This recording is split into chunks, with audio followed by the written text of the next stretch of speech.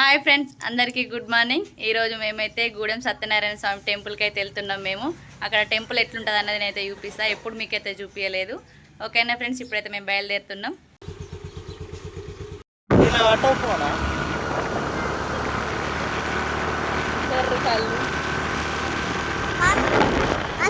మంచిర్యాల జిల్లాలోని దండపల్లి మండలంలో ఈ టెంపుల్ అయితే ఉంటుంది ఫ్రెండ్స్. ఈ టెంపుల్ని రెండవ అన్నవరంగా కూడా పిలుస్తారు.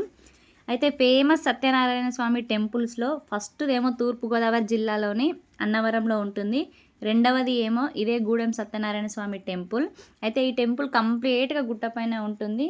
అయితే ఈ టెంపుల్ని 1964లో గూడెం గ్రామానికి చెందిన గోవర్ధన పెరుమాన్లు చాలామంది భక్తులతోటి కలిసి ఈ టెంపుల్ని నిర్మించారంట.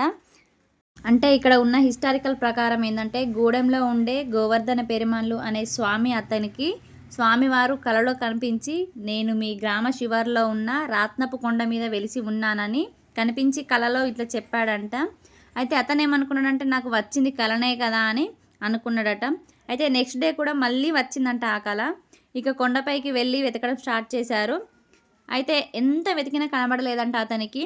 ఇక సాయంత్రం ఇంటికి వెళ్ళి నిద్రపోయే ముందు, మిమ్మల్ని కనిపెట్టే జ్ఞానం నాకు లేదు, మీరే దర్శనం ఇవ్వండి అని మొక్కుకొని మళ్ళీ పడుకున్నాడంట. అయితే ఆ రోజు నేను ఎదురుగా ఉన్న గుట్టలోనే ఉన్నానని చెప్పాడంట మళ్ళీ కలలో. అయితే నెక్స్ట్ డే పెరుమాన్లు గారు అక్కడికి వెళ్ళి వెతకడం స్టార్ట్ చేశారంట. ఇంకా స్వామివారి చిన్న విగ్రహం కనబడిందంట. అయితే గోదావరి నదిలో స్నానం చేసి 1964 ఇక్కడ విగ్రహ ప్రతిష్టాపన చేశారంట చాలా మంది భక్తులతోటి. అయితే మనం గుట్టపైకి ఎక్కే ముందు ఇక్కడ ఒక చెట్టు ఉంది. ఆ చెట్టును చాలా మంది ప్రజలు మొక్కుతున్నారు. తర్వాత పైకి వెళ్ళాలంటే చాలా మెట్లు ఉన్నాయి. ఈ మెట్లు ఎక్కి పైకి వెళ్ళాల్సి ఉంటుంది. ఇక్కడికి తెలంగాణలో ఉన్న చాలా మంది ప్రజలు వస్తారు.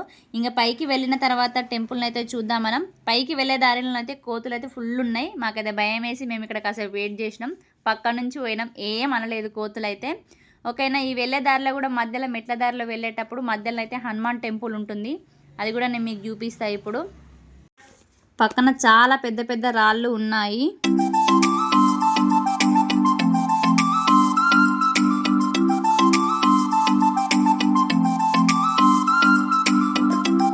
ఇంకా పైకి వెళ్ళిన తర్వాత మనకైతే టెంపుల్ కనిపిస్తుంది.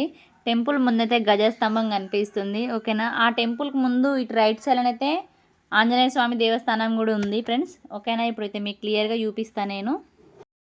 ఇప్పుడు గుట్ట పైన చూస్తేనైతే ప్లేస్ అయితే చాలా బాగుంది. చుట్టూ కొండల లెక్కల, కొండల మీద ఉన్నది కదా పెద్ద పెద్ద రాళ్ళు. విశాలమైన ప్లేస్ అయితే మస్తు అనిపించింది చూస్తే నాకు. ఇప్పుడైతే మేమైతే గుడి చుట్టూ ప్రదక్షిణలు అయితే చేస్తున్నాం. ప్రదక్షిణలు చేసిన తర్వాత మనమైతే దర్శనానికి వెళ్దాం ఇప్పుడు. ఓకేనా, గుట్ట పైనుంచి అయితే వ్యూ చూడండి ఎంత బాగుందో. చాలా బాగా అనిపిస్తుంది కదా. నాకైతే చాలా పీస్ఫుల్గా, చాలా హ్యాపీగా అనిపించింది ఇట్లా పైనుండి వ్యూ చూడగానే. ఇకనైతే గుట్ట పైన అయితే సత్యనారాయణ వ్రతాలు చాలా చేసుకుంటారు. దాని గురించి అయితే నీకు ఇన్ఫర్మేషన్ కూడా ఇప్పుడు నేను చెప్తాను. ఓకేనా, మేమైతే ఇగో దర్శనం అయితే అయిపోయింది. మా పాప కొబ్బరికాయ నేను కొడతా అని కొడుతుంది. ఆమెకైతే కొబ్బరికాయ పగులుతలేదు. ఇక అక్కడ ఉన్న అంకుల్ అయితే కొట్టిండు. కొట్టయితే ఇక వాటర్ పోసిన తర్వాత తాగేసినాం. ఇక్కడ పక్కన హనుమాన్ టెంపుల్ కనిపిస్తుంది కదా, అక్కడ స్వాములు అయితే చాలామంది వచ్చారు. అక్కడ పూజ కూడా చేసుకున్నారు. ఓకేనా, ఇప్పుడైతే ఇక నేను ఇప్పుడు ఇక్కడ మొత్తం వ్యూ అయితే చూపిస్తాను మీకు. టెంపుల్ చూసిరు కదా, ఇగో ఇంత పెద్ద విశాలమైన ప్లేస్ అవుతుంది. అక్కడ ఉన్న రేకుల షెడ్ అయితే కనిపిస్తుంది కదా, అదైతే రథ మండపం. నేను దాని గురించి అయితే మీకు ఎక్స్ప్లెయిన్ చేస్తాను. అయ్యో ఇక్కడైతే కొబ్బరికాయలు కొడతారు. ఓకేనా ఫ్రెండ్స్, పెద్ద పెద్ద రాళ్ళతోటి ఎంత బాగా అనిపిస్తుంది అంటే మంచిగా అనిపించింది. మాకైతే మస్తు అనిపించింది. ఎందుకంటే నా కొడుకు అయితే ఎప్పుడు అన్నప్రసన్నకు పోయినామంటే మళ్ళీ మేము ఇప్పుడు పోయినాం. వాడైతే చాలా హ్యాపీగా ఫీల్ అయ్యిండు. మమ్మీ ఇంత పెద్ద పెద్ద బండల మమ్మీ గుట్ట మీద ఉన్నాయి కదా, ఇంత ఎట్లా కట్టిరు మమ్మీ అని అయితే ఆడైతే అడిగిండు. నాకు కూడా తెలియదురా నాన్న, నేను చెప్తాను నీకని చెప్పేసిన. కానీ వాళ్ళని రాళ్ళని చూసుకుంటా పైనుంచి వ్యూ చూసుకుంటారైతే చాలా హ్యాపీగా ఫీల్ అయ్యారు మా పిల్లలు అయితే. మీకు కూడా ఇప్పుడైతే వ్యూ చూపిస్తా. అక్కడ కనిపిస్తుంది కదా పొలాల దగ్గర, అదైతే రాయపట్నం గోదావరి. అక్కడ గంగా స్నానం చేసి ఇక్కడ టెంపుల్కి అయితే వచ్చి నోముకుంటారు, దర్శనం కూడా చేసుకుంటారు. దగ్గరలోనే ఉంటుంది ఫ్రెండ్స్. ఓకేనా, వ్యూ అయితే మీకు చూపిద్దామని అయితే చూపించిన. ఇప్పుడైతే మనం ఆ రథమండపాల గురించి అయితే తెలుసుకుందాం ఫ్రెండ్స్.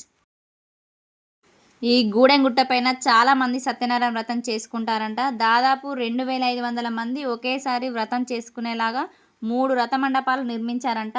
ఒకటేమో గుట్ట పైన ఉంటుంది ఫ్రెండ్స్, ఇంతకుముందు మీకు రేకుల షెడ్ చూపించిన కదా అదే. రెండవదేమో మెట్ల మార్గంలో ఉంటుందంట. ఇంకొకటేమో గుట్ట కింద ఉంటుంది. ఈ మండపాల్లో చాలామంది భక్తులు ప్రతిరోజు వ్రతాలు చేసుకుంటారంట. అంటే ముహూర్తాలతో పని లేకుండా 365 రోజులు ఎప్పుడైనా వ్రతం చేసుకోవచ్చంట ఫ్రెండ్స్ ఈ టెంపుల్లో. సత్యనారాయణ స్వామి వ్రతం గుడిలో చేసుకోవాలంటే తప్పనిసరిగా ఈ టెంపుల్‌కి రావాల్సిందే ఫ్రెండ్స్. ఓకేనా. మెట్ల మార్గంలో ఆంజనేయ స్వామి టెంపుల్ ఉందని చెప్పినా కదా, ఇగో అదైతే ఇదే. ఇక్కడికైతే చాలామంది వచ్చి మాలలు కూడా వేసుకుంటారు. ఈ సత్యనారాయణ స్వామి టెంపుల్ పక్కనే అయ్యప్ప స్వామి టెంపుల్ కూడా ఉంది. అది నేనైతే నెక్స్ట్ మీకు చూపిస్తా. ఓకేనా ఫ్రెండ్స్. ఇక్కడికైతే మన తెలంగాణలో ఉన్న ప్రతి జిల్లా వాళ్ళు కూడా వస్తారంట, దర్శనం చేసుకుంటారంట, వ్రతాలు కూడా చేసుకుంటారంట ఫ్రెండ్స్.